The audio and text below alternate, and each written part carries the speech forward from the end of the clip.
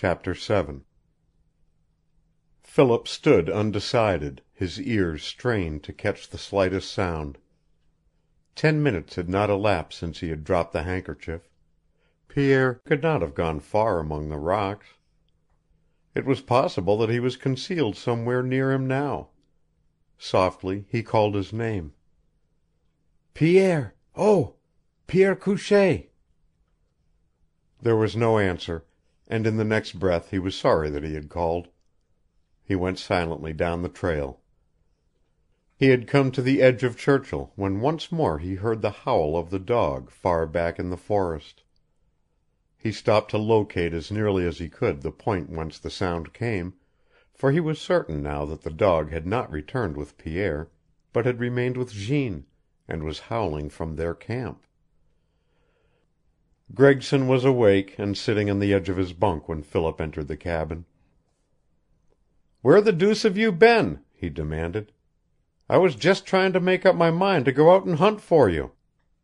Stolen, lost, or something like that?" "I've been thinking," said Philip, truthfully. "So have I," said Gregson.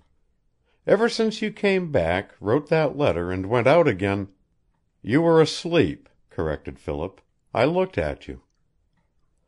"Perhaps I was, when you looked. But I have a hazy recollection of you sitting there at the table, writing like a fiend. Anyway, I've been thinking ever since you went out of the door, and I'd like to read that Lord Fitzhugh letter again." Philip handed him the letter. He was quite sure from his friend's manner of speaking that he had seen nothing of the handkerchief and the lace. Gregson seized the paper lazily, yawned, and slipped it under the blanket which he had doubled up for a pillow. "Do you mind if I keep it for a few days, Phil?" he asked. "Not in the least, if you'll tell me why you want it," said Philip.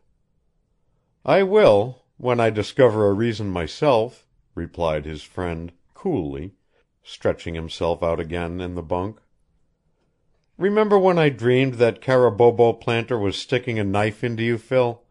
And the next day he tried it? Well, I've had a funny dream. I want to sleep on this letter. I may want to sleep on it for a week. Better turn in if you expect to get a wink between now and morning." For half an hour after he had undressed and extinguished the light, Philip lay awake reviewing the incidents of his night's adventure. He was certain that his letter was in the hands of Pierre and Jeanne, but he was not so sure that they would respond to it. He half expected that they would not, and yet he felt a deep sense of satisfaction in what he had done. If he met them again he would not be quite a stranger. And that he would meet them he was not only confident, but determined. If they did not appear in Fort Churchill he would hunt out their camp. He found himself asking a dozen questions, none of which he could answer. Who was this girl who had come like a queen from out of the wilderness, and this man who bore with him the manner of a courtier? Was it possible, after all, that they were of the forests? And where was Fort o' God? He had never heard of it before, and as he thought of Jeanne's strange rich dress, of the heliotrope-scented handkerchief, of the old-fashioned rapier at Pierre's side, and of the exquisite grace with which the girl had left him, he wondered if such a place as this Fort o' God must be could exist in the heart of the desolate Northland. Pierre had said that they had come from Fort o' God, but were they a part of it? He fell asleep, the resolution formed in his mind to investigate as soon as he found the opportunity. There would surely be those at Churchill who would know these people. If not, they would know of Fort o' God. Philip found Gregson awake and dressed when he rolled out of his bunk a few hours later. Gregson had breakfast ready. "You're a good one to have company," growled the artist. "When you go out mooning again, please take me along, will you? Chuck your head in that pail of water and let's eat. I'm starved." Philip noticed that his companion had tacked the sketch against one of the logs above the table. "Pretty good for imagination, Greggy," he said, nodding. Burke will jump at that if you do it in colors." "Burke won't get it," replied Gregson, soberly, seating himself at the table. "It won't be for sale." "Why?" Gregson waited until Philip had seated himself before he answered. "Look here, old man, get ready to laugh. Split your sides if you want to, but it's God's truth that the girl I saw yesterday is the only girl I've ever seen that I'd be willing to die for." "To be sure," agreed Philip. "I understand." Gregson stared at him in surprise. "Why don't you laugh?" he asked. "It's not a laughing matter," said Philip. "I say that I understand, and I do." Gregson looked from Philip's face to the picture. "Does it hit you that way, Phil?" "She is very beautiful." "She is more than that," declared Gregson, warmly. "If I ever looked into an angel's face it was yesterday, Phil. For just a moment I met her eyes—" "And they were—" "Wonderful." "I mean the color," said Philip, engaging himself with the food. "They were blue or gray. It is the first time I ever looked into a woman's eyes without being sure of the color of them. It was her hair, Phil. Not this tinsel sort of gold that makes you wonder if it's real, but the kind you dream about. You may think me a loon, but I'm going to find out who she is, and where she is, as soon as I have done with this breakfast." "And Lord Fitzhugh?" A shadow passed over Gregson's face. For a few moments he ate in silence. Then he said: "That's what kept me awake after you had gone, thinking of Lord Fitzhugh and this girl. See here, Phil, she isn't one of the kind up here. There was breeding and blood in every inch of her, and what I am wondering is if these two could be associated in any way. I don't want it to be so, but it's possible. Beautiful young women like her don't come traveling up to this knob end of the earth alone, do they?" Philip did not pursue the subject. A quarter of an hour later the two young men left the cabin, crossed the ridge, and walked together down into Churchill. Gregson went to the company's store, while Philip entered the building occupied by Pearce. Pearce was at his desk. He looked up with tired, puffy eyes, and his fat hands lay limply before him. Philip knew that he had not been to bed. His oily face strove to put on an appearance of animation and business as Philip entered. Philip produced a couple of cigars and took a chair opposite him. "You look bushed, Pearce," he began. "Business must be rushing. I saw a light in your window after midnight, and I came within an ace of calling. Thought you wouldn't like to be interrupted, so I put off my business until this morning." "Insomnia," said Pearce, huskily. "I can't sleep. Suppose you saw me at work through the window?" There was almost an eager haste in his question. "Saw nothing but the light," replied Philip, carelessly. "You know this country pretty well, don't you, Pearce?" "Been squatting on prospects for 8 years, waiting for this damned railroad," said Pearce, interlacing his thick fingers. "I guess I know it." "Then you can undoubtedly tell me the location of Fort o' God?" "Fort o' what?" "Fort o' God." Pearce looked blank. "It's a new one on me," he said finally. "Never heard of it." He rose from his chair and went over to a big map hanging against the wall. Studiously he went over it with the point of his stubby forefinger. "This is the latest from the government," he continued, with his back to Philip. "But it ain't here. There's a God's Lake down south of Nelson House, but that's the only thing with a God about it north of 53. "It's not so far south as that," said Philip, rising. Pearce's little eyes were fixed on him shrewdly. "Never heard of it," he repeated. "What sort of a place is it? A post?" "I have no idea," replied Philip. "I came for information more out of curiosity than anything else. Perhaps I misunderstood the name. I'm much obliged." He left Pearce in his chair and went directly to the factor's quarters. Bludsoe, chief factor of the Hudson's Bay Company in the far north, could give him no more information than had Pearce. He had never heard of Fort o' God. He could not remember the name of Couchee. During the next 2 hours Philip talked with French, Indian, and half-breed trappers, and questioned the mail runner, who had come in that morning from the south. No one could tell him of Fort o' God. Had Pierre lied to him? His face flushed with anger as this thought came to him. In the next breath he assured himself that Pierre was not a man who would lie. He had measured him as a man who would fight and not one who would lie. Besides, he had voluntarily given the information that he and Jeanne were from Fort o' God. There had been no excuse for falsehood. He purposely directed his movements so that he would not come into contact with Gregson, little dreaming that his artist friend was working under the same formula. He lunched with the factor, and a little later went boldly back to the cliff where he had met Jeanne and Pierre the preceding night. Although he had now come to expect no response to what he had written, he carefully examined the rocks about him. Then he set out through the forest in the direction from which had come the howling of the wolf dog. He searched until late in the afternoon, but found no signs of a recent camp.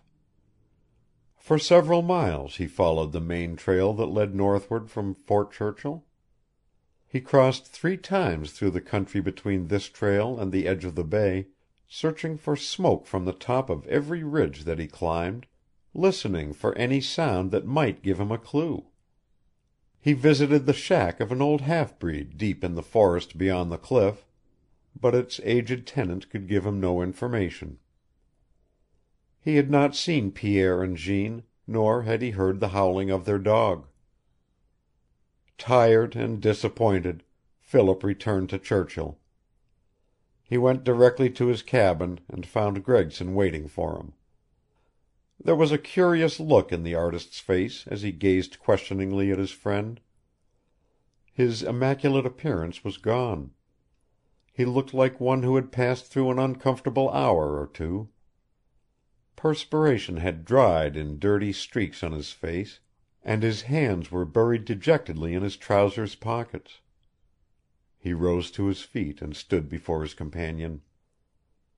"Look at me, Phil. Take a good long look," he urged. Philip stared. "Am I awake?" demanded the artist. "Do I look like a man in his right senses? Tell me." He turned and pointed to the sketch hanging against the wall. "Did I see that girl or didn't I?" he went on, not waiting for Philip to answer. "Did I dream of seeing her? By thunder, Phil!" He whirled upon his companion, a glow of excitement taking the place of the fatigue in his eyes. "I couldn't find her today. I've hunted in every shack and brush heap in and around Churchill. I've hunted until I'm so tired I can hardly stand up.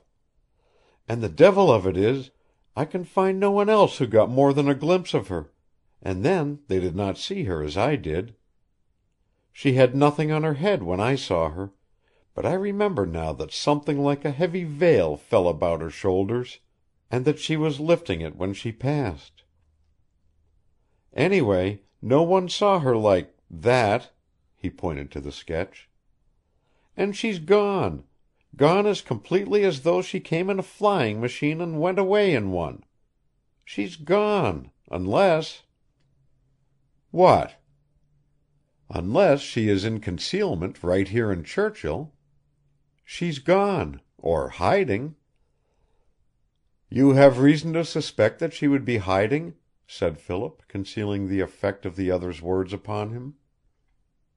Gregson was uneasy. He lighted a cigarette, puffed at it once or twice, and tossed it through the open door. Suddenly he reached in his coat pocket and pulled out an envelope. "Deuce take it, if I know whether I have it or not!" he cried. "But look here, Phil, I saw the mail come in today, and I walked up as bold as you please and asked if there was anything for Lord Fitzhugh. I showed the other letter, and said I was Fitzhugh's agent. It went. And I got this!" Philip snatched at the letter which Gregson held out to him. His fingers trembled as he unfolded the single sheet of paper which he drew forth. Across it was written a single line: "Don't lose an hour. Strike now." There was nothing more, except a large ink blot under the words. The envelope was addressed in the same hand as the one he had previously received. The men stared into each other's face. "It's singular, that's all," pursued Gregson. "Those words are important. The writer expects that they will reach Lord Fitzhugh immediately, and as soon as he gets them you can look for war. Isn't that their significance? I repeat that it is singular this girl should come here so mysteriously, and disappear still more so, just at this psychological moment, and it is still more puzzling when you take into consideration the fact that 2 hours before the runner came in from the south, another person inquired for Lord Fitzhugh's mail." Philip started. "And they told you this?" "Yes. It was a man who asked, a stranger. He gave no name and left no word. Now, if it should happen to be the man who was with the girl when I saw her, and we can find him, we've as good as got this Lord Fitzhugh. If we don't find him, and mighty soon, it's up to us to start for your camps and put them into fighting shape. See the point?" "But we've got the letter," said Philip. "Fitzhugh won't receive the final word, and that will delay whatever plot he has ready to spring." "My dear Phil," said Gregson, softly, "I always said that you were the fighter and I the diplomat, yours the brawn and mine the brain. Don't you see what this means? I'll gamble my right hand that these very words have been sent to Lord Fitzhugh at 2 or 3 different points, so that they would be sure of reaching him. I'm just as positive that he has already received a copy of the letter which we have. Mark my words, it's catch Lord Fitzhugh within the next few days, or fight." Philip sat down, breathing heavily. "I'll send word to MacDougall," he said. "But I must wait for the ship. Why not leave word for Brokaw and join MacDougall?" "Because when the ship comes in I believe that a large part of this mystery will be cleared up," replied Philip. "It is necessary that I remain here. That will give us a few days in which to make a further search for these people." Gregson did not urge the point, but replaced the second letter in his pocket with the first. During the evening he remained at the cabin. Philip returned to Churchill. For an hour he sat among the ruins of the old fort, striving to bring some sort of order out of the chaos of events that had occurred during the past few days. He was almost convinced that he ought to reveal all that he knew to Gregson, and yet several reasons kept him from doing so. If Miss Brokaw was on the London ship when it arrived at Churchill, there would be no necessity of disclosing that part of his own history which he was keeping secret within himself. If Eileen was not on the ship, her absence would be sufficient proof to him that she was in or near Churchill, and in this event he knew that it would be impossible for him to keep from associating with her movements not only those of Lord Fitzhugh, but also those of Jeanne and Pierre, and of Brokaw himself. He could see but 2 things to do at present: wait and watch. If Miss Brokaw was not with her father, he would take Gregson fully into his confidence. The next morning he dispatched a messenger with a letter from MacDougall, at Blind Indian Lake, warning him to be on his guard and to prepare the long line of substations for possible attack. All this day Gregson remained in the cabin. "It won't do for me to make myself too evident," he explained.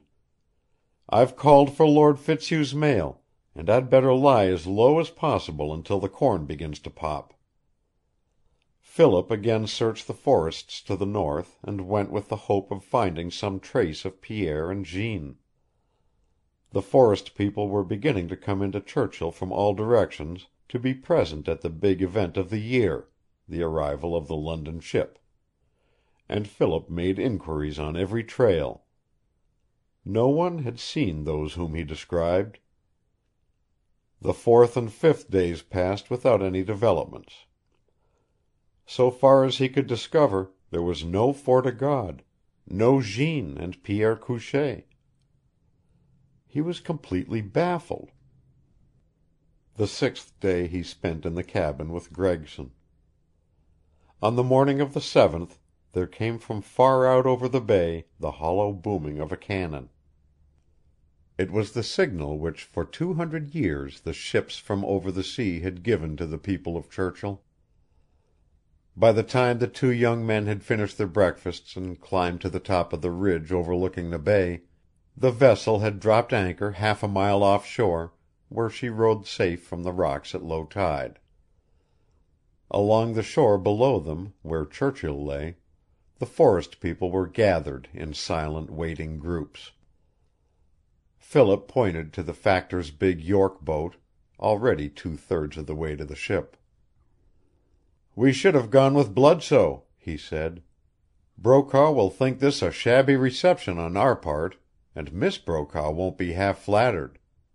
We'll go down and get a good position on the pier." 15 minutes later they were thrusting themselves through the crowd of men, women, children, and dogs congregated at the foot of the long stone pier, alongside which the ship would lie for 2 or 3 hours at each high tide. Philip stopped among a number of Crees and half-breeds, and laid a detaining hand upon Gregson's arm. "This is near enough, if you don't want to make yourself conspicuous," he said. The York boat was returning. Philip pulled a cigar from his pocket and lighted it. He felt his heart throbbing excitedly as the boat drew nearer. He looked at Gregson. The artist was taking short, quick puffs on his cigarette, and Philip wondered at the evident eagerness with which he was watching the approaching craft. Until the boat ran close up under the pier its sail hid the occupants. While the canvas still fluttered in the light wind, Bludsoe sprang from the bow out upon the rocks with a rope.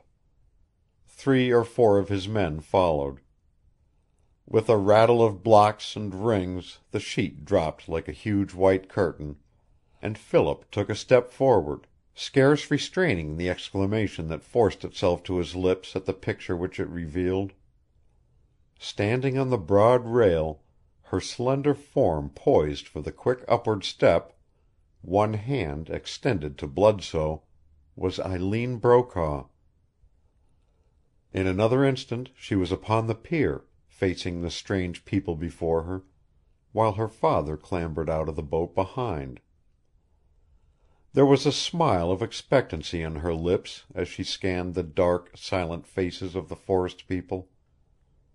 Philip knew that she was looking for him.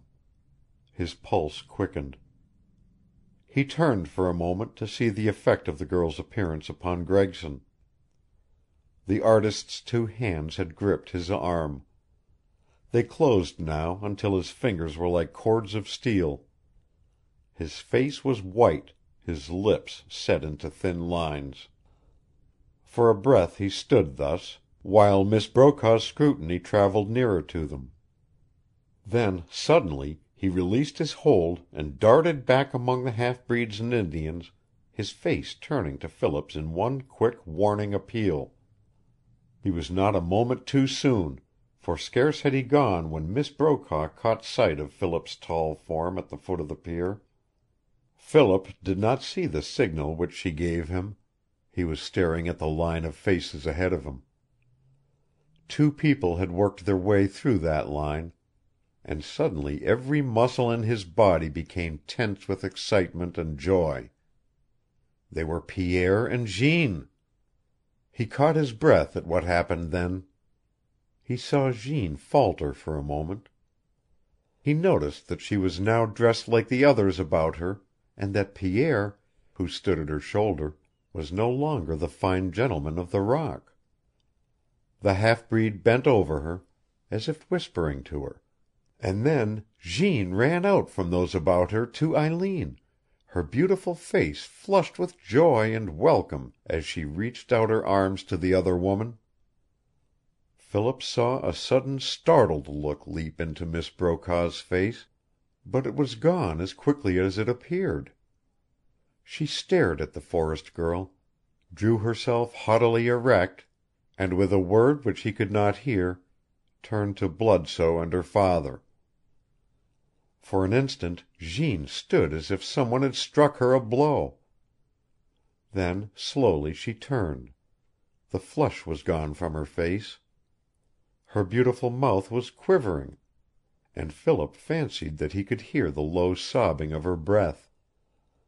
With a cry in which he uttered no name, but which was meant for her, he sprang forward into the clear space of the pier. She saw him, and darted back among her people. He would have followed, but Miss Brokaw was coming to him now, her hand held out to him, and a step behind were Brokaw and the factor. "Philip!" she cried. He spoke no word as he crushed her hand. The hot grip of his fingers, the deep flush in his face, was interpreted by her as a welcome which it did not require speech to strengthen. He shook hands with Brokaw, and as the three followed after the factor his eyes sought vainly for Pierre and Jeanne. They were gone, and he felt suddenly a thrill of repugnance at the gentle pressure of Eileen Brokaw's hand upon his arm. Chapter 7